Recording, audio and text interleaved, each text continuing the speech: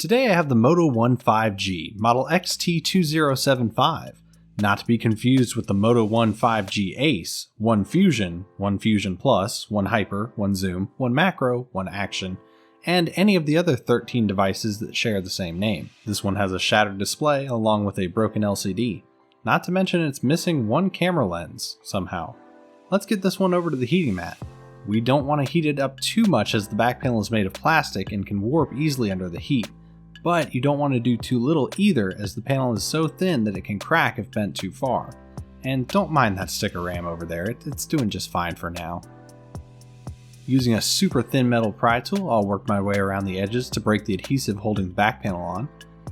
With the Oxford blue back removed, we get a look at the maze-like antenna lines on the top mid panel. This panel has 10 identical Phillips screws that secure to the housing. They can be set aside in no particular order. A small slot in the left side of the camera assembly can be used as a pry point to remove the panel. Don't forget this part, disconnecting the battery. It's pretty important.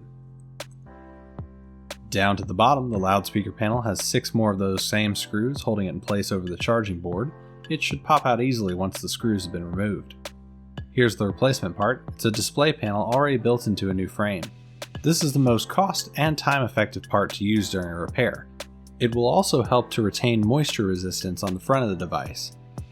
Next, I'll disconnect the 2 main ribbons. One is the link between the mother and daughter board, the other is the LCD ribbon, and it's hidden below this stupid graphite pad that does next to nothing for cooling of the device. Located in the center of the camera array is the single short black board screw, keeping the motherboard stuck to the frame. The board can then be lifted up and out of the frame. This phone is an exception to my rule of leaving the antenna wires connected, as these are poorly routed next to the battery, and honestly, this device came out in 2021. The antenna line should have been built into the extension ribbon between the mother and daughter boards. Come on, Motorola.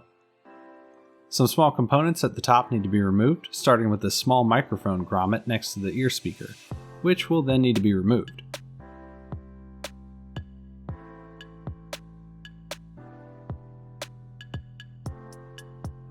Next, I'll pry out this weird 5G antenna block. It looks like it's part of the frame itself, but I assure you it's not. Down at the bottom, I'll disconnect the extension ribbon on this side, then remove a single short silver screw to the left of the connector. The board, along with the antenna wires and the metal hot dog they sit in, can now be lifted out of the frame. Under that board, we need to remove the small coin-style vibration motor. There's a second microphone grommet next to the charging port slot that will need to be transferred to the new frame. Back to the heating mat, this battery needs to be removed, and so does the extension ribbon sandwiched below it. Some isopropyl alcohol will weaken the overzealous permanent adhesive Motorola has used to hold the battery in place.